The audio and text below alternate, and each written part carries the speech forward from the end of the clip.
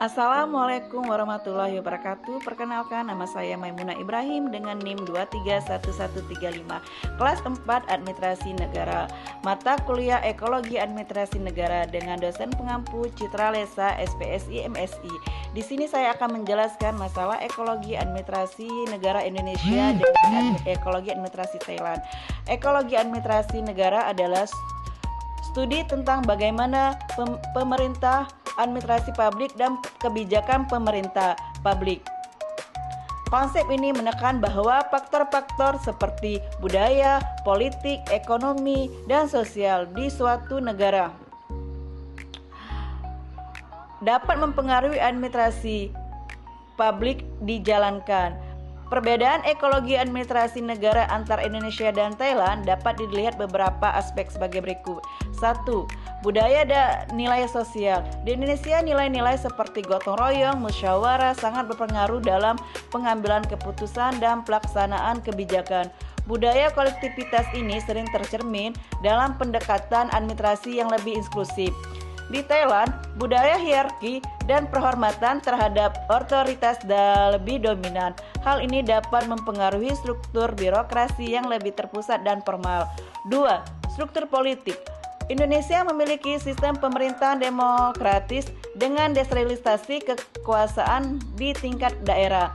Ini berarti bahwa administrasi publik harus beradaptasi dengan variasi lokal yang luas.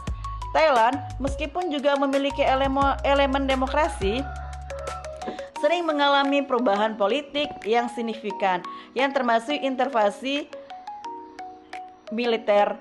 Ini dapat menyebabkan ketidakstabilan dalam kebijakan administrasi dalam perubahan prioritas yang cepat. 3. Kebijakan ekonomi.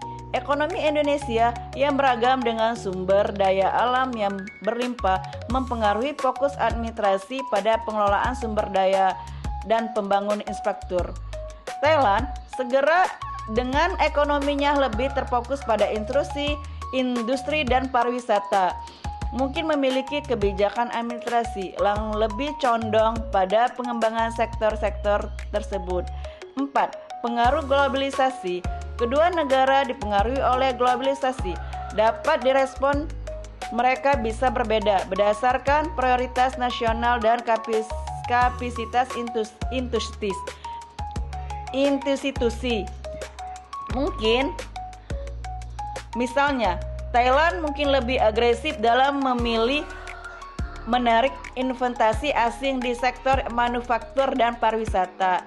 5. Dalam lingkungan. Di Indonesia, isu lingkungan seperti deforestasi dan kebakaran hutan menjadi tantangan besar bagi administrasi negara. Thailand menghadapi tantangan lingkungan yang berbeda seperti polusi udara di kota-kota besar dan manajemen sumber daya air. Dengan memahami perbedaan ini, kita dapat melihat bagaimana konteks lokal mempengaruhi cara administrasi publik dijalankan masing-masing di negara. Demikian penjelasan dari saya, semoga dapat bermanfaat. Mungkin ada salah kata, saya mohon maaf. Saya akhiri. Wassalamualaikum warahmatullahi wabarakatuh. Terima kasih.